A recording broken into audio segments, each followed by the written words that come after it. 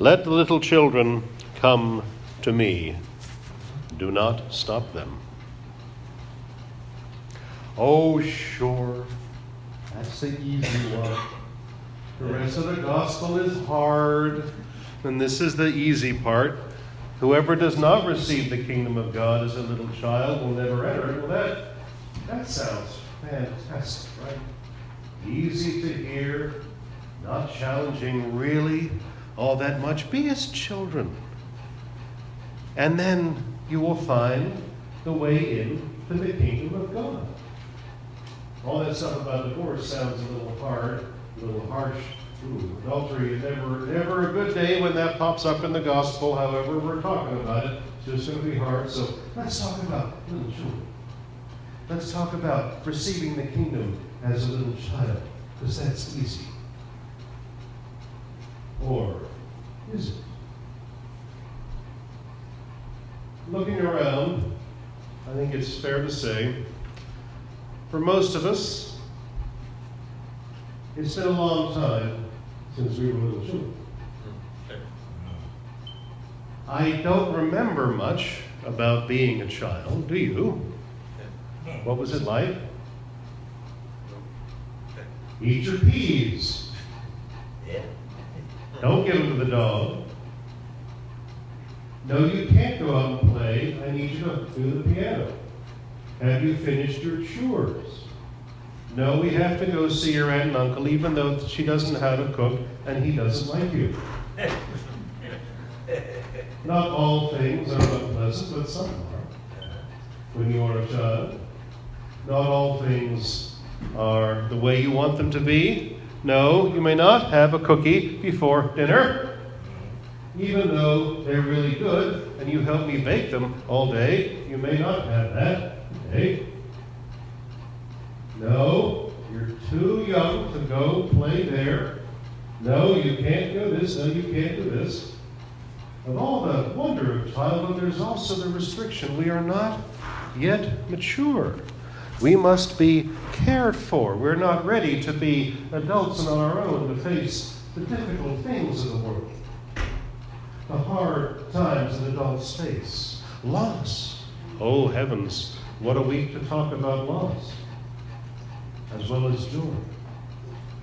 The highs and the lows, the depths and the breadths of what our experience is as mature people. All of that is who we are, who we make ourselves as we become and live as grown people in the world. Oh, there's a child. Look at that. Receive the gospel as a little child will, and you shall enter the kingdom of heaven. So said Jesus all those years ago. There is wonder in childhood, but also restriction.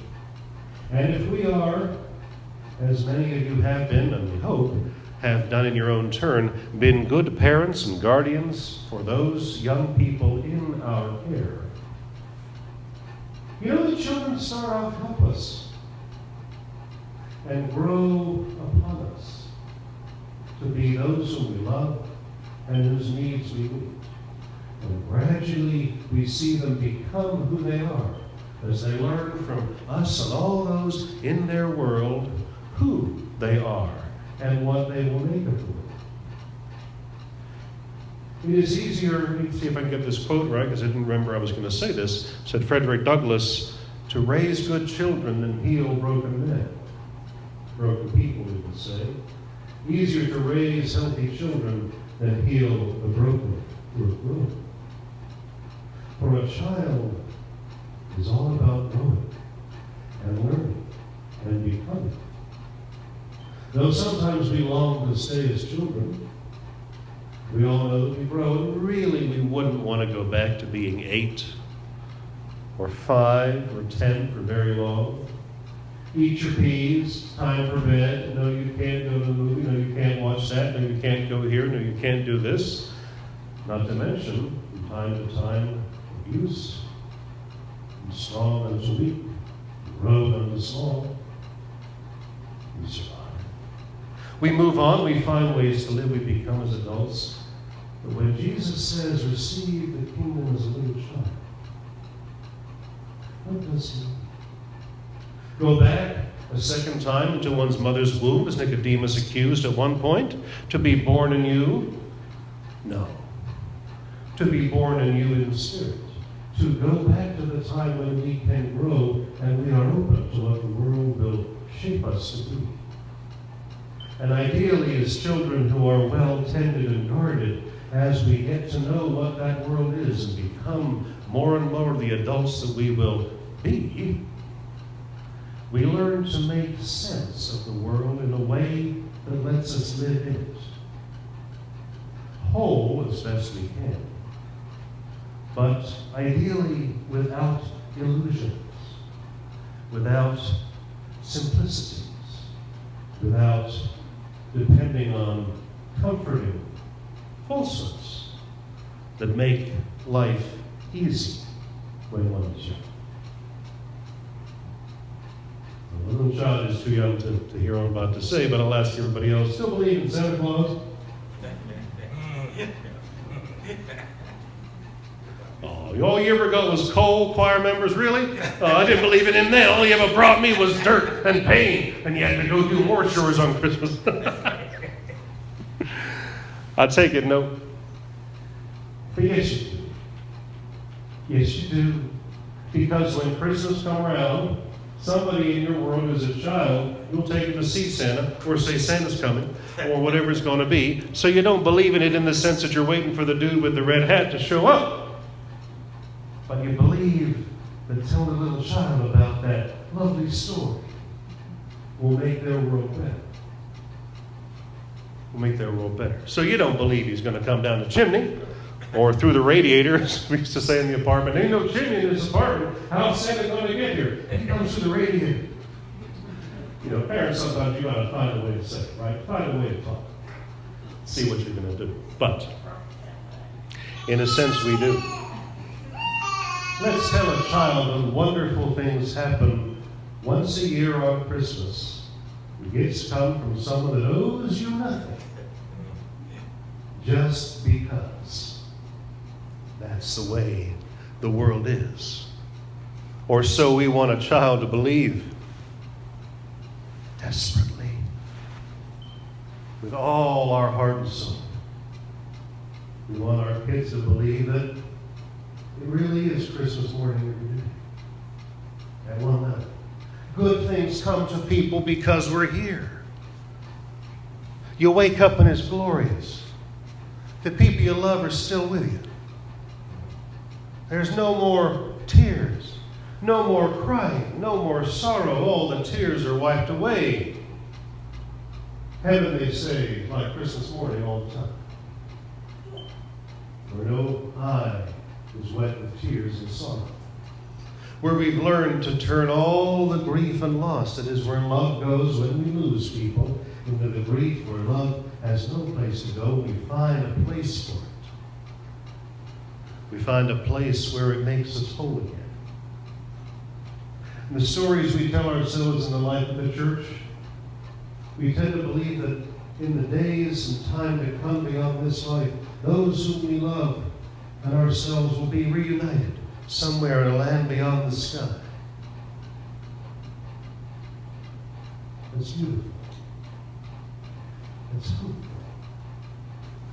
It means that senses and times of loss leave us with a place where we can go, leave us still hoping that there is a reason to hope. That may be the most childlike thing of all. To always find a way to hope for tomorrow. No matter what today has brought or yesterday has been. There is always hope while life lasts. So long, especially so long as we receive the kingdom as children and do not mistreat one another at all. That gets us, of course, to the heart of the teaching that Jesus has about divorce. It's not about locking people in miserable marriages. That's terrible. That would be wrong. It's about making sure that what has been joined together is not destroyed by people being selfish or foolish or working on their own. When God has brought people together, let humans not divide them. When God has brought us into unity, let us not cause division. There's a way to hold on to that gospel. Where God has brought us and made us one, whatever that one may be, let us not be selfish and divide and ruin that unity with all the tricks of the devil to deceive and divide and destroy. Speaking of tricks of the devil, the hardest book of all, Job, comes before us today. Those coming to Bible study after church, when we get to that time after coffee hour, bring along your lectionaries. So that'll be part of what we begin to talk about. How does this story enter into our lives, and what does it teach us? Do you still persist in your integrity? So says Job's wife, curse God and die. And Job's answer, and this is early on in the book, calls her foolish. Good luck tonight, Job. Calls her foolish and says, shall we receive the good and not receive the bad? Shall we take the crooked with the straight? Shall we accept the dark as well as the light? How can we reject what is? We must make it all whole. Integrate the good and the bad, loss and gain, joy and pain, and all that makes us who we are, says Job. That is how we live as grown people.